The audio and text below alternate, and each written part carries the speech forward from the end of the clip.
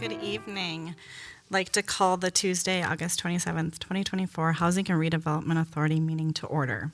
The first item on the agenda is the approval of the agenda. Are there any additions or corrections?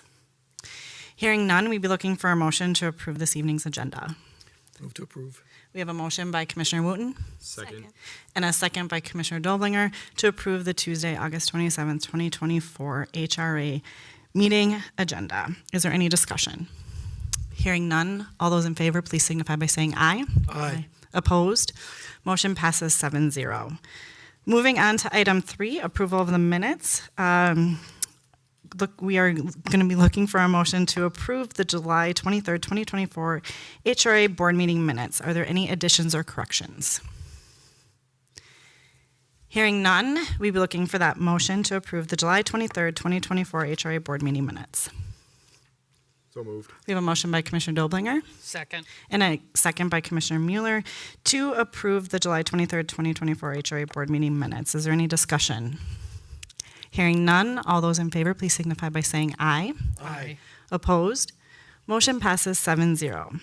Moving on to organizational business, item 4.1, Appointment of HRA Administrator. May we please have the staff report?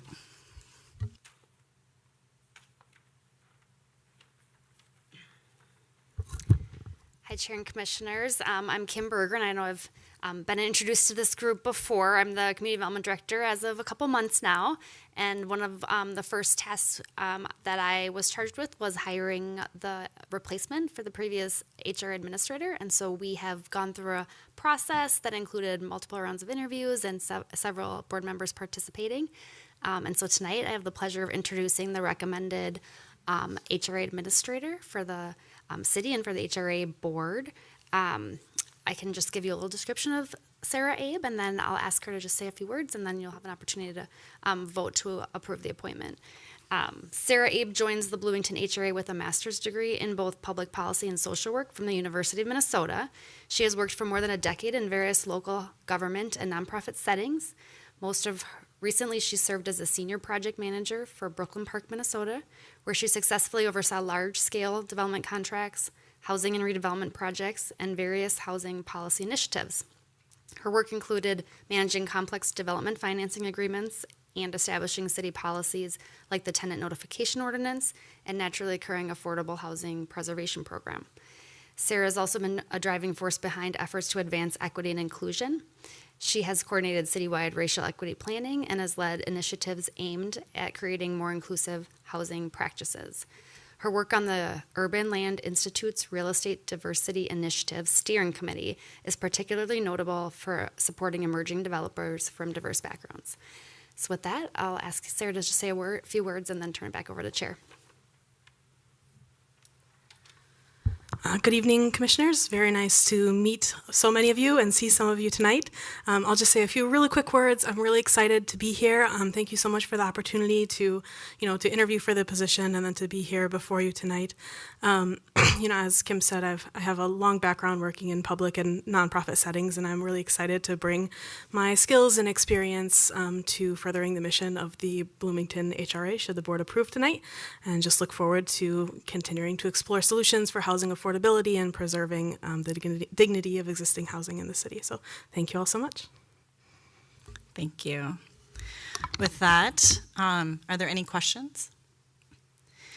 Hearing no questions, we'd be looking for a motion to approve the appointment of Sarah Abe as the HRA Administrator. Move to approve. We have a motion by Commissioner Wooten Second.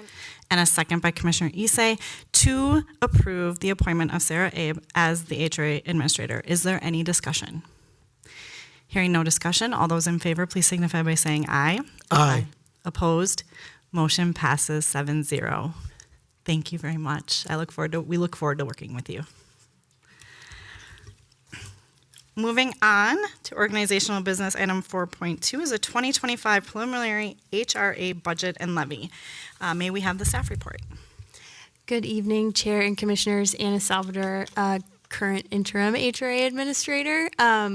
This is a continuation of the budget discussion that we initiated back in June. The goal of this evening would be for the board to approve a preliminary budget and levy request And the final levy and budget will come back to the board in November after preliminary approval by City Council in Hennepin County. Where am I pointing this?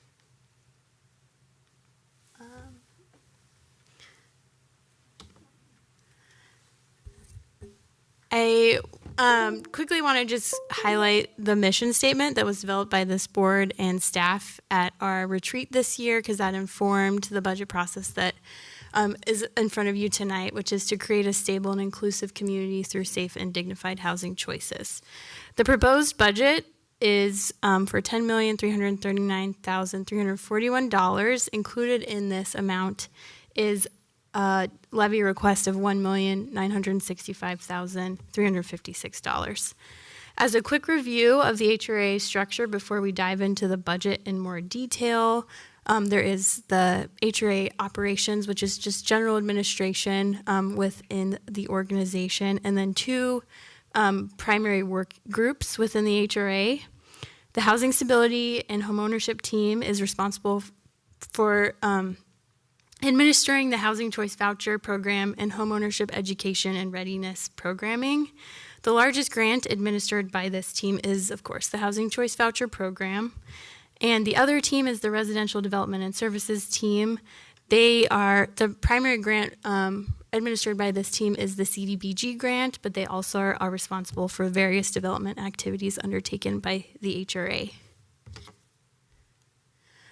So this is a quick high-level summary of the budget request. The revenue for the HRA comes from three major buckets.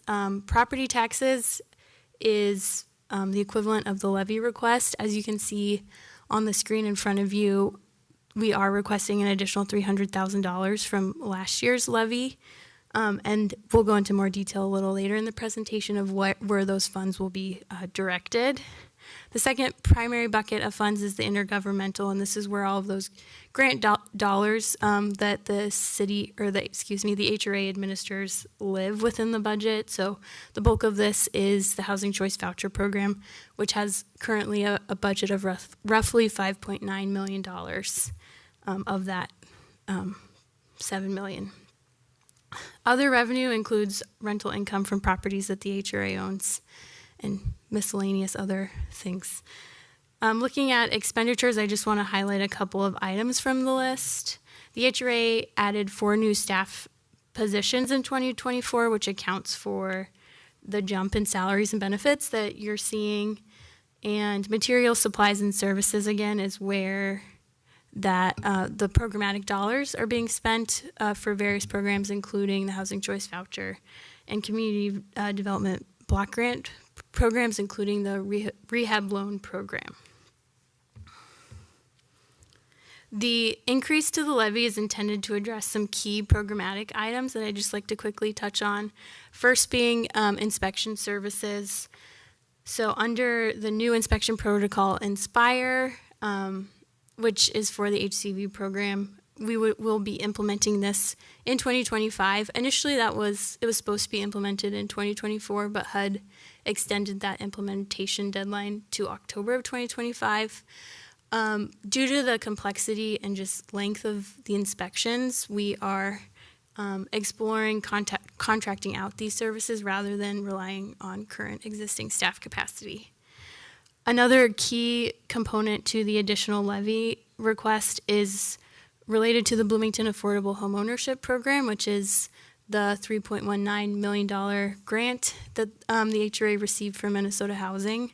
So the funds within that grant will be used towards the development of each of those units, but there's additional costs associated with running that program, including identifying and working with strategic partners who can provide technical assistance to emerging developers that we'd like to target these funds towards in terms of the development of the homes.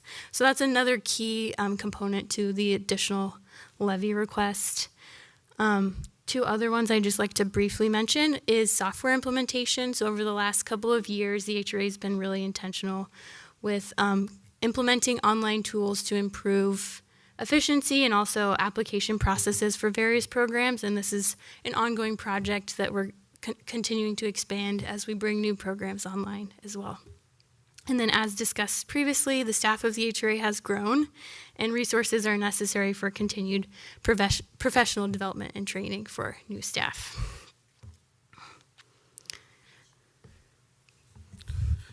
Can you go back to that slide? I see there's like a net positive revenue difference, right? 4.9 million right there. Can you explain what that is? Yeah, so great question. Thank you, Chair, Commissioner Moa. In 2023, the HRA was levying at the max of their levy, and that was primarily, at that time, we were the only development authority that had jurisdiction citywide. Between 2023 and 2024, essentially, the port expanded their operations to be citywide, and we reduced our levy commensurate with the amount that they raised their levy, so that there was no tax impact to households. And so that's why you're seeing that big jump in the revenue for 2023. Mm-hmm.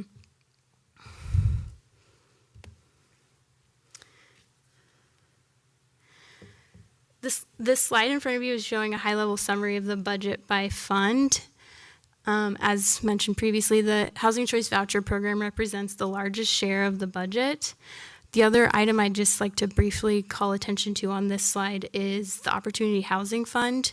So $500,000 of the budget represents a transfer to the Affordable Housing Trust Fund debt service, and this amount is taken from the HRA levy annually, and so $500,000 essentially of the levy is not going towards general operating programs and activities of the HRA.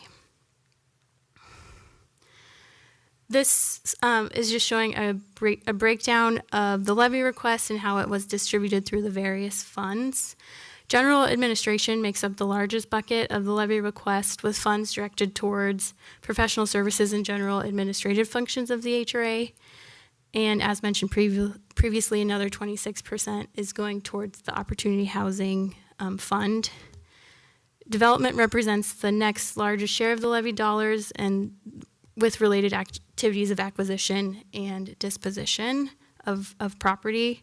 And the proposed levy dollars in rental homes, neighborhood, and the voucher program are similar in proportion to the levy contributions that were made in 2023.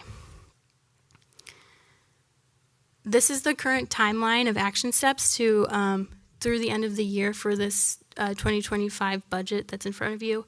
Again, you will have another opportunity for final budget approval at the November 12th board meeting.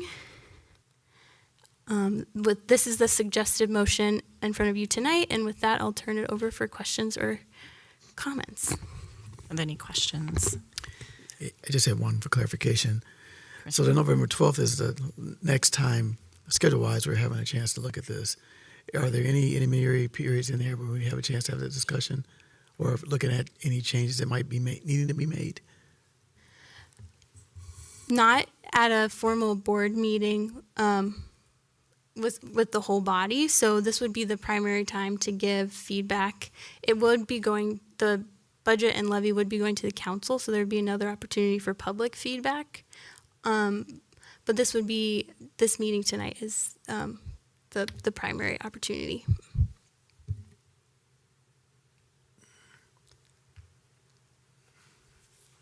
I'm trying to figure out how to phrase this. So if I have a question after tonight's meeting, how do I bring that forth? Thank you, Chair and Commissioner Wooten. If you do have a question, you can. This is the preliminary budget, obviously, so there is opportunity before it is finalized to provide continued feedback, and you can do that directly to staff in traditional communication. Yeah. Are there any other questions? Commissioner Carter. Thank you. The financial statement that was in the slides, I don't see it in our slides here, so can we get a copy of that? Thank you, Chair, Commissioner Carter. I apologize. Yeah, we will get that sent out to you. Okay, thank you, because I feel like I might have some more questions. And after looking at that a little bit, and I think it would be helpful to have maybe a breakdown of, between inspection services, strategic partnerships, software, and legal, because I think those are the four things that will make up the 300,000 increase. And so just kind of having a better sense of, because in my head I could see if we're going to contract out inspection services, I could see that taking up the whole 300. So I guess I'm just curious how that breaks down, and if these are maybe there are some. I think you said that for one of these, I think there might be some additional, some other funding that is also funding it. You know what I mean? So just kind of having a better sense, and I presume that the council will probably have more, want to see more of the, I can't speak for all of them, but I feel like maybe having a little bit more information there. And then can you talk just a little bit more about the strategic partnerships piece? I don't know if I totally understand. Does that mean we're going to be going into contracts with partners, and what kind of partners, I guess? Yeah, thank you, Chair and Commissioner Carter, excuse me. In terms of the strategic partnerships, essentially it's organizations that are already working within the development community and have the capacity and expertise and resources to help emerging developers navigate the process from permitting all the way through for some of these homes. And so, yes, we're envisioning that it would be a contract. At this point, we're still confirming what that structure is going to look like, and what the competitive bidding process would be, whether it would be property by property or kind of various different structures of that nature. But ideally, the strategic partner is working almost as an intermediary between the city and the development community to connect them to this opportunity. So, thank you. That's very helpful. Commissioner Mua? Thank you, Chair. I guess just my thoughts and opinions on this. The increase isn't significant, but we know that families feel that they're getting nickel and dimed everywhere. And so as we continue to balance that, being able to give back a nickel or a dime is really important to me as well. And so preliminary budget, I think, I'll be supportive of it, but when we get down to the end, I definitely want to see the breakdowns and where can we do more with less, so that we can provide people with additional relief, even if it isn't significant in the grand scheme of things, right? In the whole city budget and the HRA budget, but giving back a nickel or dime wherever we can, I think, is important to me. Any other questions? Hearing no other questions, we're going to be looking for a motion to approve a resolution authorizing the preliminary levy of a special benefit levy pursuant to Minnesota Statute Section 469.033, Subdivision 6, and approval of a preliminary budget for fiscal year 2025. Oh, sorry. Commissioner Carter, I'm sorry, I did not see that. Oh, no, that's okay. I think I may have said, I have a question, when you started, after you had started speaking. So, did you say that we could we could do this vote at the next meeting? Or does it need to be done tonight to kind of stay in line with the timeline, ideally, yeah, the vote would happen. What's tonight. coming in front of us in October, I think you said? In November would be the final budget. The final budget, this is a part of it. Okay, thank you for clarifying. So now I have a question. Can you go back to that timeline really quick? I think that might help. Okay. So it looks like September 9th it comes to the council, and then it goes to Hennepin County, and then it comes back to the HRA for final budget and levy recommendations. And so then my question is, with the city council meeting, with the city council hearing, is that going to be a public hearing where, or is that just going to be? Thank you, Chair. That's a great clarifying question. I believe historically this is just a consent item at council. I think if I can add to that, Chair, I think the preliminary might not have that, but potentially there's more action related to the final. So that's been my experience in the past, but I haven't seen it done here. So.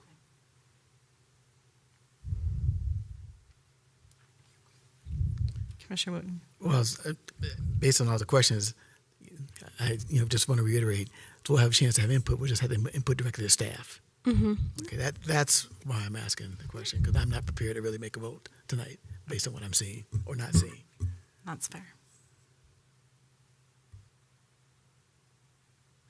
So with that, though, I guess to clarify, the board would be able to communicate with staff any questions, concerns, suggestions, comments going forward that could impact the budget. Yeah, thank you, Chair. There would still be time to provide feedback ahead of the final budget adoption, and that feedback would be incorporated into that, the final budget approval. Commissioner Moa. And just to clarify, setting the preliminary budget means that this is our cap, right? We can't go over it, but cutting down, we can do that to the final levy. Is that correct? Yes, that's my understanding. Thank you.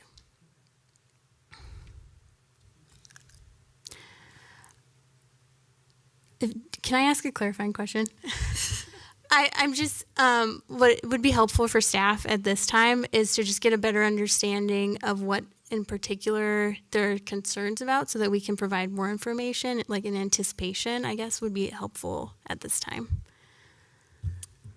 I think some of what I'm hearing, and I don't like to, but to summarize, I think I'm hearing that there needs to be a little more clarification on some of the items and what specifics, and making sure that, I know I heard from Commissioner Carter that, we could see inspections in particular that could take that whole amount. So what is the I think there's just some concerns regarding the fact, and I do understand this is a preliminary budget, but it also is something that, how are we guaranteeing, in my mind, this is what I'm hearing and what I'm kind of thinking, I guess, is how do we guarantee that we're going to find these services and they're not going to, I guess my concern is what if it's going to cost more than that and we're setting it at this point, Right. where does that leave us? Right. I think that's and I don't want to assume for the rest of the board, but. For me, it's the same thing. Okay. I mean, Commissioner Moore just basically asked if this is a cap, and my thought is that it wasn't going to be a cap. We have an opportunity to have, expand it if necessary, or if we see deemed necessary based on the activities. And now that I hear it's going to be a cap, I really need to see this laid out and defined better. And I think Commissioner Carter, what she asked for, at least from the standpoint, even looking at the budget, that one item is missing, would help me immensely. Well, and from hearing from Commissioner Mua, it's, are there ways for us to cut some of this too? Can we, this is our cap, but is there a way to save some too and give back? So I think there's multiple questions and concerns on this item. And I know there's some that are feeling uncomfortable voting on it this evening. I don't know if everybody is, but then that does leave me a little concerned as well on voting on this item if our board is not feeling comfortable being presented fully with this. If we can, I understand there's a timeline, but is there a way that this can be brought back? Or I hate to say have a special meeting, but maybe with some of these answers and stuff, maybe having a special meeting. I don't know protocol. I apologize. Do you mind if I respond to that? Chair and Commissioners, so tonight's action, we have the preliminary budget in front of you to give you a sense of how we would propose the budget to be, but the real action that has to happen is the levy, the preliminary levy approval. That's kind of the action that needs to happen in order to progress to the City Council so they can approve all of the levies together preliminarily, which then goes to the county. So that process has to happen. So and like has been said, that's a cap. That's the most you can levy. Now, if you go back to the revenue slides for the HRA, the levy is just a fraction of your money. So, and because the HRA has fund balances in different places, it doesn't prohibit you from doing other strategic investments using some of your fund balances as well. So while it feels like this is an important decision, and it is, it's just the one revenue source that you're capping by taking an action tonight, assuming the council takes the same action at the next meeting. And you still have a lot of flexibility to make strategic decisions about your budget between now and the final budget. And as we were talking about in the hallway on the way here. Of course, we always try to budget for what we think we're going to do in 2025, but the HRA will have the ability to make budget amendments strategically into 2025 too, as needed. But of course, we want to get as much right away, but we do have staffing transitions happen. I do imagine that as we get going again in some of these new programs, particularly the program that was being discussed about the strategic partnerships. Now, that's a brand new program. We have the state grant money to run it. We're going to be making a lot of decisions around program design. So certainly there might be some, opportunity to make adjustments. So I don't want you to feel like you're locking yourself in too much by taking this action tonight, because it's really just an action related to this $2 million revenue source, which is only $2 million out of your $10 million revenues. Thank you, Kim. The only thing I would add to that, just to kind of further clarify the items that were identified from the levy, the approach to asking for the additional levy dollars was that those would help supplement so the programmatic dollars that were already going to these initiatives, rather than being the sole funding source. And so I don't know if that helps to kind of clarify that a little bit more. Commissioner Carter. Thank you, Chair. So I would feel comfortable approving the preliminary levy tonight, knowing that there can always be adjustments made, not up, but down. And I think for me, I think my kind of probably questions and concerns are more related to the bigger picture, like an 8.25% increase. And I saw we've added 4 staff. And we've had a lot of grants, we've received a lot of grants. There's reasons for that, but I guess I just want to have a better understanding of why, what is the 8.25% increase? I just want to be able to, when I'm asked about it, I want to be able to justify that much of an increase. To Councilmember Mua's point, at the city council level, we are passing, for the past couple years and into the future, we're going to be passing pretty significant levy increases because we're trying to staff a fire department. We're trying to, for me, it's okay, it might not feel very significant right here in this space, but thinking about port levy and council levy and all the other ways that people have fees apply, whether it's garbage or water or, there's just all these different ways that residents are,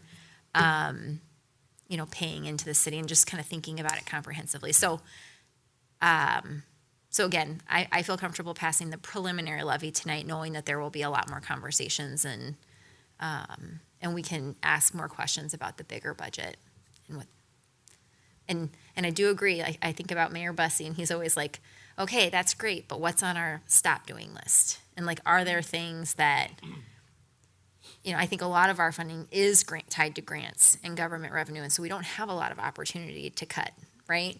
But even just knowing that and being able to, again, say well, yeah, there's increases, but we've also had increases in revenue, and we have, all these things happening. So yeah, I'll stop. I'm kind of processing out loud at this point, so.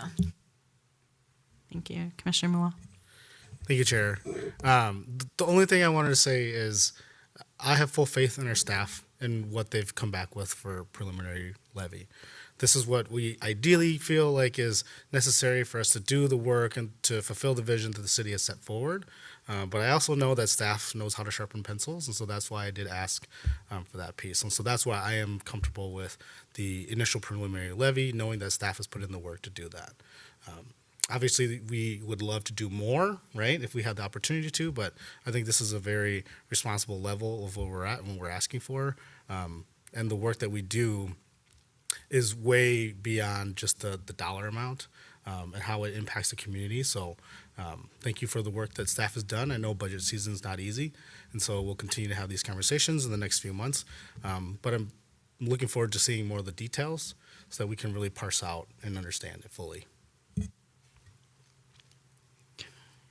Commissioner Wooten. I don't really have anything else to add to that. I just wanted to make sure we have a chance to weigh in before the November 12th. There's a lot going on between now and then, and so I would concur. I would be more than happy to sign off on the levy increase, knowing that we have a little bit more time to weigh in. Perfect.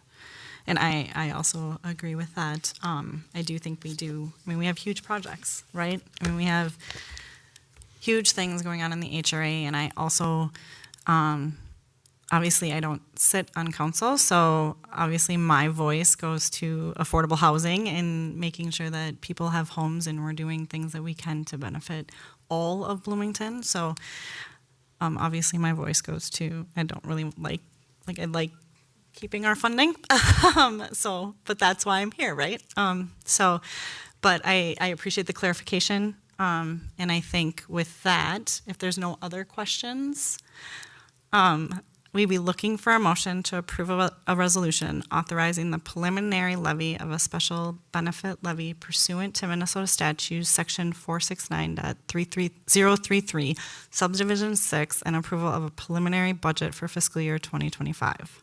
Move to approve. We have a motion by Commissioner Wooten and a second by Commissioner Dolbinger to approve said motion. Is there any discussion? Hearing no discussion, all those in favor, please signify by saying aye. Aye. Opposed? Motion passes 7-0. Moving on, we have no new business, so then it's just discussion items. Item 6.1, HRA Board Policy and Issues Update. There is nothing? Anybody? Okay, hearing none, we will be looking for a motion to adjourn the Tuesday, August 27th, 2024 Housing and Redevelopment Authority meeting. We have a motion by Commissioner Mua. Second. And a second by Commissioner Carter to adjourn the Tuesday, August 27th, 2024 HRA meeting. Is there any discussion? Hearing none, all those in favor, please signify by saying aye. Aye. Opposed? Motion passes 7-0.